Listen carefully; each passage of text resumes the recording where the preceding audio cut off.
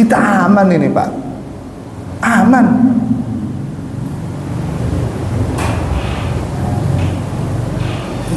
Dan bahkan juga ada seorang sahabat datang kepada Nabi, ya Rasulullah, rumahku jauh dari masjid. Kalau aku pergi ke masjid, aku melewati sebuah hutan. Dan di mana di dalam hutan itu banyak binatang buas. Boleh nggak saya sholat di rumah? Kata Nabi, enggak, tetap kamu ke masjid. Kita ini nggak ada binatang buas di sini. Terutama tadi malam saya silaturahmi ke salah satu ustadz di Tambun, Pak. Ustadz Anik, tahu Ustadz Anik? Pernah ngisi di sini. Saya tadi malam ke rumahnya beliau. Beliau itu cerita, waduh Ustaz, kan kebetulan rumahnya itu di sawah Pak. Depan rumahnya pinggir sungai, di belakangnya sawah. Itu kata beliau itu, waduh Ustaz, sudah biasa dengan binatang-binatang buas. Pernah ular kobra masuk ke dalam rumah Ustaz. Dicari-cari nggak ada. Pas giliran pagi-pagi saya mau ke kamar mandi, mau ke dapur, lihat bunyinya. Itu gedenya luar biasa. Kemudian apalagi ular piton pernah masuk ke rumahnya. Pokoknya binatang-binatang buas lah Pak. Tapi alhamdulillah Ustaz, kami ya biasalah ke masjid sholat gitu kan. Ya, kita ini aman Pak dari binatang buas. Paling kalau mau ada binatang paling tikus saja. Tikus kalau lihat kita kan kabur Pak. Jadi aman. Makanya di pasca Ramadan ini ya kita harus lebih tingkatkan lagi untuk ke masjidnya. Yang kedua, kenyataan yang dialami oleh saudara-saudara kita pasca Ramadan adalah qiyamul lail sudah tidak dirutinkan kembali. Di bulan Ramadan, wah, luar biasa kita. Semangat qiyamul lail. Bahkan ada di antara kita sampai tidak ada yang meninggalkannya, sholat selalu di masjid. Padahal di luar bulan Ramadan pun kita bisa melakukan qiyamul lail Pak. Dan waktunya juga sama kalau kita mau. Dari habis sholat isya kita qiyamul lail.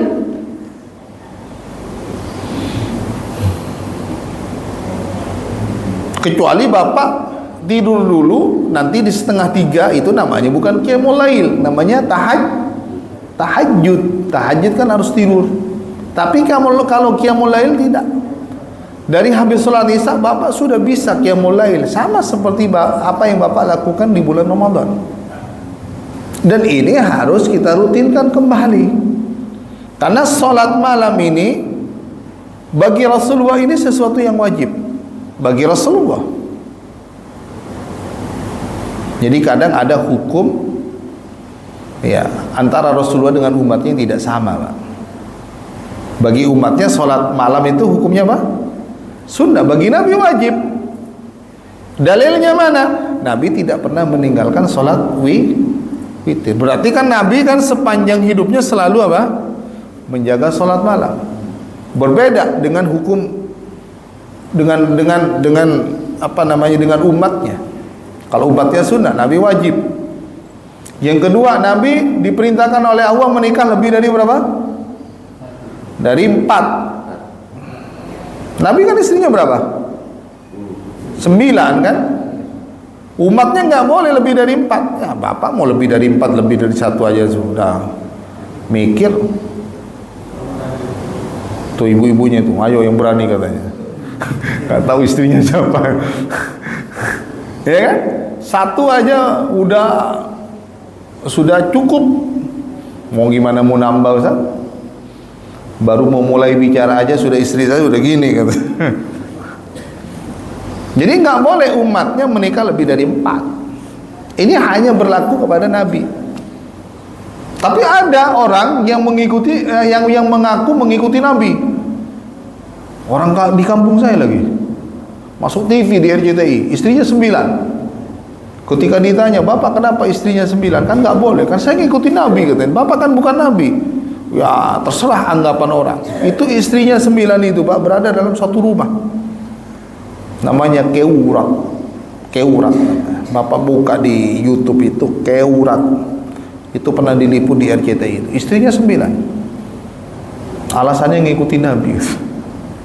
Ini sesat, nggak boleh. Istri Nabi yang boleh itu menikahi lebih dari 4 itu Nabi. Selain umatnya nggak boleh. Umatnya hanya dibatasi sampai 4. Jadi nggak sama hukum apa yang Allah berikan, tetapkan kepada Nabi dan kepada umatnya, kadang tidak sama. Termasuk sholat malam juga. Tapi meskipun sunnah, jangan pernah kita abaikan, jangan pernah kita sepelekan, Pak. Bahkan di dalam sebuah hadis itu, Nabi itu kalau sholat malam itu bacaannya panjang, Pak. Sampai-sampai di dalam sebuah riwayat disebutkan itu kakinya sampai apa, Pak?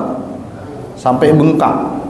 Kemudian Aisyah berkata kepada Rasulullah, "Ya Rasulullah, kenapa engkau masih sholat malam, bacaannya panjang sampai kedua kakimu sampai bengkak, padahal engkau dijamin masuk surga?" Apa kata Nabi? "Apakah tidak boleh aku menjadi hamba yang bersyukur?" Coba, orang yang dijamin masuk surga tetap menjaga sholat malam. Maka di luar bulan Ramadan rutinkan kembali sholat malam. Jangan hanya di bulan Ramadan saja kita rajin. Kemudian yang ketiga, kenyataan yang ketiga pasca Ramadan yang dialami oleh sebagian dari saudara-saudara kita, sudah malas berpuasa. Padahal di bulan Ramadan kita bisa berpuasa selama 30 hari. Kenapa pasca Ramadan kita malas berpuasa sunnah, misalnya puasa Senin Kamis? Kenapa kita malas puasa Ayyamul Bid yang setiap bulannya berapa hari? 3 hari. Kemudian kalau kita mau mengikuti puasanya Nabi Daud, sehari puasa sehari tidak. Dan di bulan Syawal ini kita diperintahkan juga untuk berpuasa selama berapa hari? 6 hari, yang kita sebut dengan puasa Syawal, yang pahalanya seperti kita berpuasa setahun penuh. Ada yang sudah selesai puasa Syawalnya, atau ada yang belum mulai karena dianggap sunnah. Dan bahkan, Pak, di Indonesia ini puasa Syawal ini ditinggalkan karena sunnah, bukan wajib. Makanya saya katakan tadi di awal, orang-orang Indonesia ini suka yang wajib-wajib terus.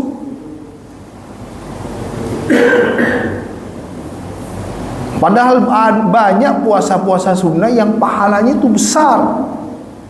Ya seperti puasa Syawal ini, Pak, 6 hari tapi pahalanya seperti kita berpuasa sepanjang tahun, setahun, Pak.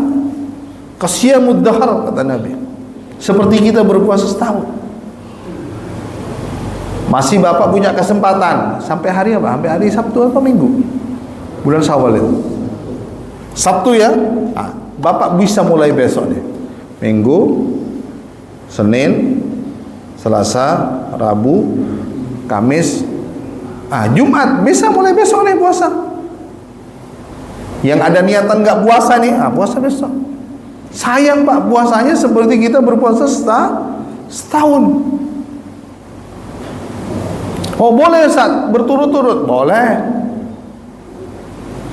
Memang kalau lebih bagusnya memang digabungkan dengan puasa Senin, Kamis, biar mendapatkan 2 pahala. Boleh, karena sama-sama sunnah. Yang nggak boleh itu kalau digabung dengan puasa wajib, karena secara hukum sudah beda.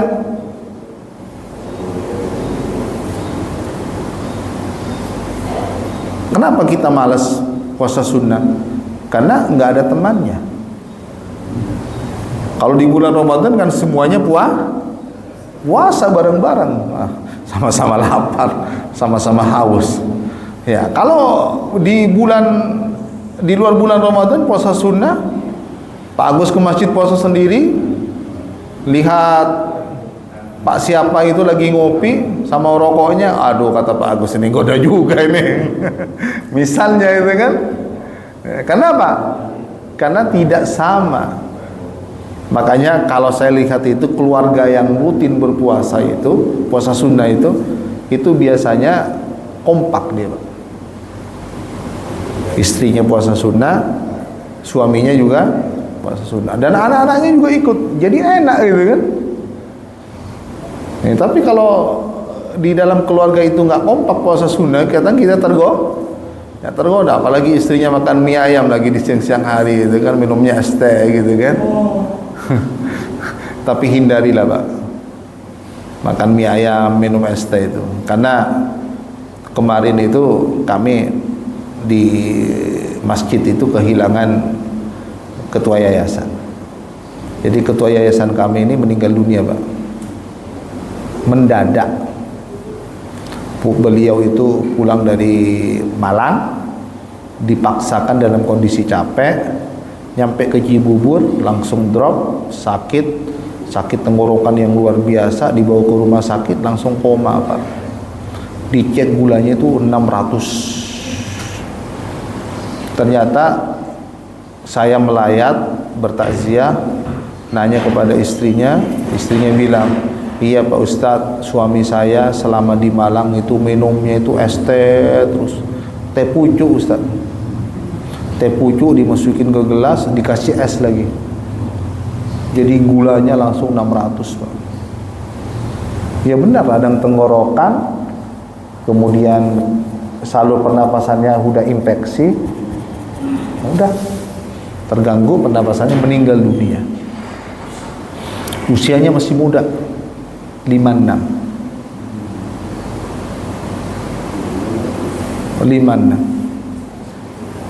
Jadi kami ini di masjid ini merasa kehilangan, karena sosok ketua yayasan yang bijaksana, yang bisa mengakomodir semuanya, dan program-programnya alhamdulillah berjalan semuanya.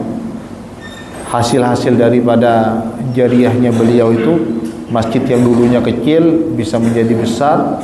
Kemudian beliau ini salah satu orang yang terlibat juga. Kami punya pemakaman khusus masjid kami itu punya pemakaman khusus jamaah. Beliau yang salah satu orang yang terlibat juga di dalamnya. Kemudian rumah tahfidz ini perizinannya sudah selesai, tinggal pembangunannya. Beliau juga dipanggil oleh Allah, dan bahkan ada anaknya jamaah juga di pondok tidak pernah minum air putih, Pak. Yang diminum itu teh pucuk, pokoknya minuman-minuman inilah. Iya, langsung koma, Pak, meninggal dunia. Maka kewajiban kita, ya khususnya untuk diri kita sendiri dan kepada keluarga kita, ya hindarilah ya minum-minuman yang ya kayak yang banyak pengawetnya, karena gulanya tinggi, Pak. Apalagi kayak saya gemuk, dek gitu kan. Nah, ini harus hati-hati juga.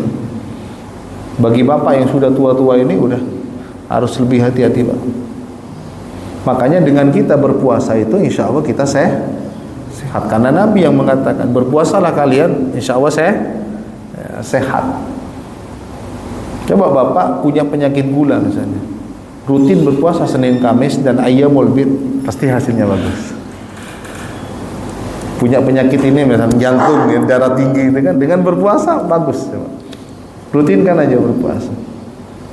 Saya alhamdulillah sama istri sudah mulai mencoba, ayolah kita berpuasa sunnah. Malu kita, mertua itu puasa Senin Kamisnya ya alhamdulillah nggak pernah putus, Pak. Ya kita kadang makan mertua tetap aja nggak tergoda. Ya harus kita imbangi dengan puasa. Jadi bulan Ramadan ini kita jarang ngantuk kan, begitu Pak ya, karena berpuasa itu kan, makanya semangat ibadahnya meningkat. Di luar bulan Ramadan kita sering ngantuk nggak?